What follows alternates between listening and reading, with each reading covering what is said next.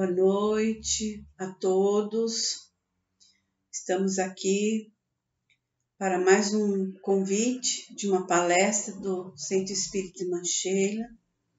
Agradeço muito o convite, uma casa muito amorosa, e nesse momento nós vamos convidá-los para que possamos, unidos em pensamentos, elevar a nossa vibração amorosa até Jesus, nosso Mestre querido, envolvendo a cada um de nós, nosso lar, nossa família, para que possamos ter a sustentação. Jesus, envolva a nossa luz no seu amor. Que a vossa paz esteja conosco, hoje e sempre. Graças a Deus. Então, nosso evangelho de hoje, Evangelho segundo o Espiritismo, codificado por Allan Kardec, nós vamos falar sobre o capítulo 11, Amar o próximo como a si mesmo. Então, nesse capítulo, Jesus, ele nos traz que o maior mandamento. Então, os fariseus, tendo sabido que ele tinha feito calar a boca dos saduceus, reuniram-se, e um deles, que era doutor da lei, veio lhe fazer essa pergunta para o tentar. Mestre, qual é o maior mandamento da lei? E Jesus lhe respondeu: Amareis o Senhor vosso Deus de todo o vosso coração, de toda a vossa alma, de todo o vosso espírito. É o maior e o primeiro mandamento. Eis o segundo, que é semelhante a este. Amareis vosso próximo como a vós mesmo. Toda a lei e os profetas estão contidos nesses dois mandamentos. São Marcos, capítulo 22, versículo 34 a 40. Então, fazei aos homens tudo o que quereis que eles os façam, porque a lei dos profetas. Então, aqui nós temos Jesus, ele nos resumindo toda a lei e os profetas nesses dois ensinamentos, que é amar a Deus acima de todas as coisas e ao nosso próximo como a nós mesmos. Então aqui nós vamos entender que Jesus, ele não veio fundar uma nova religião. Ele veio dar seguimento aos ensinamentos de Moisés e também dos profetas. E ele coloca como esses ensinamentos que ele veio através da lei do amor, que é um ensinamento fundamental, porque vai resumir tudo, a lei e os profetas. Então, Jesus, ele vem falar da necessidade desse amor. Quando ele fala amar a Deus acima de todas as coisas, porque Deus é o Criador. Ele é nosso Pai, ele nos criou, a cada um de nós. Nós carregamos a centelha divina, o DNA divino, que é essa essência que ela está nos levando à angelitude, do átomo ao arcanjo. Então, estamos sempre evoluindo moralmente, intelectualmente, e é necessário que esse amor ele faça parte da nossa vida, porque a nossa essência é de amor, é o amor mais puro que existe. Por isso que amar a Deus, entender essa essência divina, é entender a essência que carregamos. E temos que agir conforme a nossa essência, que é puro amor. O amor sustenta o universo. Deus criou o universo, o multiverso, com novas teorias agora, através do seu ato de amor. Então, Deus ele nos ama intensamente, porque ele nos criou o princípio inteligente. Então, o princípio inteligente, quando ele começa a sua evolução, e ele volta para Deus como? Como arcanjo. Porque a essência dele é perfeição. Não tem como. Nós podemos até estacionar no caminho. Vamos levar mais tempo para chegar a essa angelitude. Mas a nossa essência é a plenitude, é o estágio de espíritos puros. Então, quando Jesus fala, bem-aventurados os puros de coração, porque verão a Deus, é o estágio de evolução, como Jesus, estado de evolução de angelitude. E aqui quando ele fala, amar o próximo como a ti mesmo. Então, a necessidade do auto-amor é fundamental. Amar a nós mesmos é entender que somos espíritos a caminho da luz, que o nosso propósito que é evolução. Então, nós temos que entender que o auto-amor nos liberta de processos de culpa, de remorso. Não é que nós vamos nos libertar aí da responsabilidade, não é isso.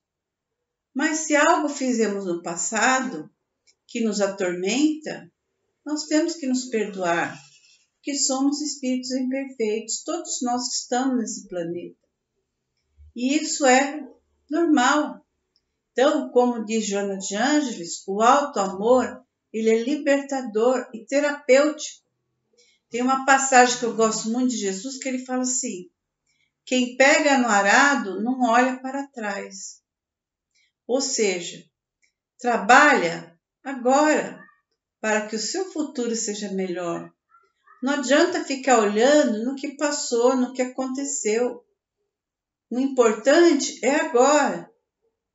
Então, amar a si mesmo entra essa compreensão.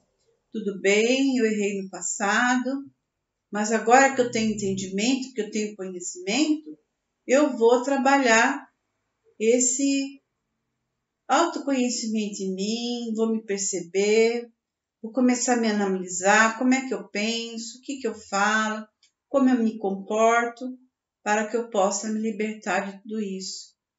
E aí sim eu vou ter condições de amar o próximo. Porque aquela pessoa que não se ama, ela não consegue amar o próximo. Porque ela traz, assim, às vezes muita culpa, baixa autoestima, ela se sente diminuída, se sente, assim, às vezes incapaz, né? Tem sentimentos de desamor, desamparo, desvalor. E isso impede que ela vá em direção ao outro. Então, o auto-amor, ele é muito importante. E aí, quando nós nos equilibramos, quando nós nos aceitamos como somos, e aí sim nós temos condições de amar o próximo. Porque amar o próximo vem dessa extensão, vamos dizer assim. Muitas pessoas, às vezes, elas carregam tanto a culpa. Joana de Ângeles trabalha muito a culpa. E ela fala que a culpa está muito ligada à depressão, né, de vidas passadas, aquilo que a pessoa fez no passado, ela não consegue se perdoar, ela desencarna, carregando essa culpa, ela reencarna com uma culpa agora inconsciente, mas é do espírito, e ela tem então esses sentimentos às vezes de tristeza muito grande e de uma baixa autoestima, de um desamor muito grande. Então, trabalhando tudo isso, então, através do quê? Desse autoconhecimento, da aceitação. A aceitação é aceitar aquilo que nós não podemos mudar. Então, tem coisas que nós podemos mudar, tem coisas que nós não podemos mudar. Então, amar o próximo é essa extensão. E quando ela fala da questão da culpa, muitas pessoas, às vezes, por carregarem tanta culpa, o que elas fazem? Elas vão fazer trabalho voluntário, assim, de forma incansável. Não é que toda pessoa que faz trabalho voluntário tem isso, não é isso. Mas quando é demais. Então, tem gente que às vezes larga a família e vai para o centro espírita todos os dias, porque ela tem uma culpa inconsciente, então ela acha que ela trabalhando sem cessar, ela está se libertando dessa angústia interna que ela sente. Como se fosse, assim, um deslocamento, né?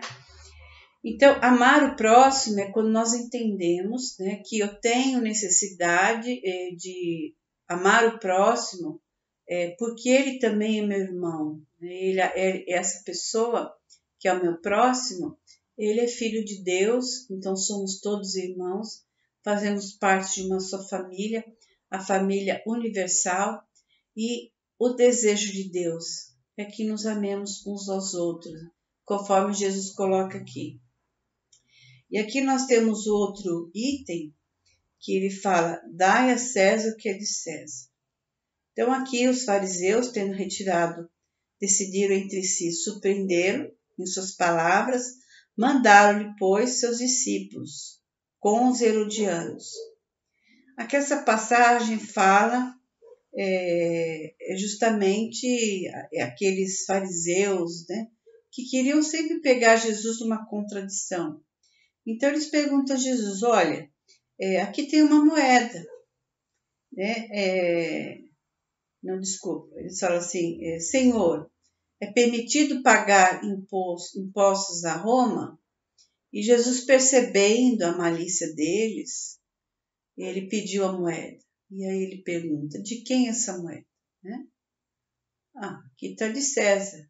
Então, Jesus disse o quê? Dai a César o que é de César e a Deus o que é de Deus. O que significa isso? Nós somos homens do mundo. Né? Então, estamos no mundo, nós temos leis a serem cumpridas. Então, temos que pagar os impostos, temos que seguir essas leis. Isso é do mundo. Então, dai a Deus o que é de Deus. O que é de Deus? É cumprir os seus ensinamentos. É cumprir essa lei de amor. É sermos ali obedientes àquilo que Jesus nos ensina. O que é ser obediente? O que é obedecer? É seguir os ensinamentos dos pais, por exemplo. Os pais dizem: olha, você deve me obedecer porque eu sou seu pai, eu quero o melhor para você. Então você evita sair e voltar tarde porque pode ser perigoso. Você faça os deveres da escola porque isso é bom para você, você vai estudar, vai crescer, se desenvolver, ser alguém na vida. E isso é obedecer aquilo que o pai ensina, a mãe ensina. É a mesma coisa aqui. Então, dar a Deus o que é de Deus é cumprir a nossa parte na nossa evolução espiritual, que é o desenvolvimento moral e intelectual, para que possamos ascender espiritualmente. Então, dar a Deus o que é de Deus é estar afinado com a nossa proposta evolutiva de espíritos imortais a caminho da luz. Porque aqui, o que é da Terra? São as coisas transitórias. Os grandes impérios, eles ruíram. Roma, que era assim um império assim temido por muitos povos, porque eles saíam conquistando os outros povos, era assim o centro do mundo, né, vamos dizer assim. E ele ruiu, né, não ficou pedra sobre pedra, que são reinos transitórios. Tudo que existe no mundo é transitório, mas o que é de Deus permanece. Então, temos que entender tudo isso. Aqui nós temos aqui outro item, a lei do amor, que fala o seguinte: o amor resume inteiramente a doutrina de Jesus, porque é o sentimento por excelência. E os sentimentos são os instintos elevados à altura do progresso realizado. Então, naquele início lá da nossa evolução, o homem primitivo, o que ele tinha? Ele tinha praticamente instintos. Ele não ficava pensando, assim, ele não tinha crise existencial. O que eu vou comer amanhã? Será que eu vou casar com fulano? Será que eu vou ter uma casa melhor que essa? Não. A preocupação deles era o que era? A sobrevivência. Porque eles viviam em cavernas, eles não tinham, assim, inteligência ainda. A inteligência deles era muito rudimentar. Então, eles basicamente viviam para sobreviver. Então, conforme ele foi evoluindo, desenvolvendo essas capacidades, né, compreendendo a necessidade de leis, regras para conviver em sociedade, ele foi desenvolvendo e foi criando leis também. E aí nós vamos entender que o amor é esse sentimento por excelência, porque o universo, ele pulsa amor, ele pulsa o amor divino, né? Então, o amor divino, ele cria o tempo todo. Então, é muito importante refletirmos que o amor é de essência divina, desde o primeiro até o último possui no fundo do coração a chama desse fogo sagrado. Porque quando ele nos criou, ele colocou a centelha divina. E essa centelha divina, ela é puro amor. E esse puro amor nos impulsiona o tempo todo para essa evolução, para que possamos chegar a espíritos angélicos. Então aqui nós temos também aqui outro item, que é o egoísmo. Então o egoísmo é esta chaga da humanidade, deve desaparecer da Terra, cujo progresso moral retarda. O Espiritismo está reservada à tarefa de fazê-la subir na hierarquia dos mundos. Então, o egoísmo e o orgulho são os grandes entraves da evolução humana, conforme está no Livro dos Espíritos. Por que nós temos tantas diferenças de classes sociais no planeta? Por que temos a criminalidade? Por que temos tantas coisas assim que causam sofrimento, as guerras, uma série de coisas? Pelo egoísmo. O homem não está satisfeito com o que ele tem e ele, pelo seu egoísmo, pelo seu orgulho, pela sua ignorância ainda, ele sente essa necessidade de se apoderar do que é do outro, de se apoderar das terras do outro. O mundo, ele sempre foi essa busca, né, incessante de tentar querer o que é do outro. Isso que causa ali o sofrimento, as misérias e também aquelas pessoas indiferentes, que ela disse assim, olha, eu não faço mal para ninguém, mas muitas vezes também não faz o bem para ninguém. Também é egoísmo, está preocupado somente com o seu próprio bem-estar. Então, eu tenho casa, comida, o vizinho, eu não quero nem saber, problema do vizinho. Então, não pode ser assim, porque aquela pessoa que ela não se sensibiliza, que ela não tem misericórdia pela dor do próximo, eu vou dizer para vocês, ela precisa até de terapia. Não só de terapia, tratamento espiritual, porque quando ela se der conta, ela vai perceber que ela perdeu sua reencarnação por conta do seu egoísmo. E eu estou falando aqui, não é daquela pessoa que é criminosa, que faz mal para a humanidade. São as pessoas indiferentes, que não se preocupam com a dor do próximo. E aqui nós temos a fé e a caridade. Eu vos disse ultimamente, meus caros filhos, que a caridade sem a fé não bastava para manter entre os homens uma ordem social capaz de torná-las felizes, né? Então, o que é a fé? A fé é a certeza da existência de Deus. E a caridade é o amor em ação. Então, a minha caridade, ela tem que estar carregada dessa fé, que é essa certeza, que todos somos irmãos, que todos precisamos ajudar uns aos outros. É isso que deve nos mover, porque imagine só Jesus governando o planeta Terra, indiferente ao sofrimento humano. Eu cheguei aqui, eu sou espírito crístico, eles que evoluam lá, que cresçam, como eu fiz. Né? Não. Ele, então, veio até nós, encarnou entre os homens, sem precisar. Enviou vários mensageiros, vários profetas, filósofos, e continua enviando. Mandou Chico Xavier, Kardec, Divaldo, Seu Abel e muitos outros de outras partes do mundo para despertar as pessoas para a evolução espiritual. Então, a caridade não é só dar coisas, mas esse movimento do coração em benefício de alguém. através de uma prece que fazemos, através de um conselho, através de mil formas, a gentileza, o respeito. Então, isso é a verdadeira caridade, ela tem que estar aliada com a fé.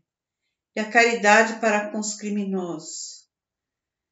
Por quê? Porque são espíritos equivocados. Nós não sabemos o que fizemos lá no passado. Com certeza fizemos muitas coisas que também foram atos criminosos. Mas Deus é misericordioso. E somente Deus cabe ali o julgamento, né? Então, o mal, ele existe na Terra. Então, Jesus falou assim, os escândalos são necessários, mas ai de quem os cometê-los. Então, a gente sabe que o criminoso é um espírito doente, equivocado, é um ser que ele está criminoso, mas não quer dizer que ele vai ser sempre criminoso. Então, ele vai reencarnar várias vezes e através da dor, do sofrimento, ele vai se cansar de praticar o mal. Então, temos que ter piedade, temos que ter misericórdia e orar por eles, sim, para que eles despertem para a luz, para que eles despertem para o verdadeiro amor, que é o amor que ele tem em essência dentro dele, para que ele possa sempre pensar que ele pode melhorar. Né? O arrependimento chega, um dia chega, porque muitas vezes ele está cego pela sua ignorância. Então devemos ter caridade para com eles também. Então chegamos ao final, muita paz a todos. Vamos agora encerrar com uma prece. Que Jesus nos abençoe, nos ilumine, que envolva nossos lares, nossos familiares, envolva nossos amigos, parentes, aqueles que estão doentes, aqueles que desencarnaram, envolva também nosso Brasil, para que ele possa crescer espiritualmente, materialmente, envolvendo todos os nossos políticos para que administrem com amor, justiça e caridade, e envolvendo também nosso planeta Terra numa grande vibração de luz, para que ele possa ascender de mundo de provas e expiações para a regeneração, que esse amor do Cristo possa envolver todo o nosso planeta Terra. E assim agradecemos aos mentores do Centro Espírita Mancheira, e agradecemos a Jesus e a Deus nosso Pai. Muito obrigada a todos e muita paz. Que assim seja.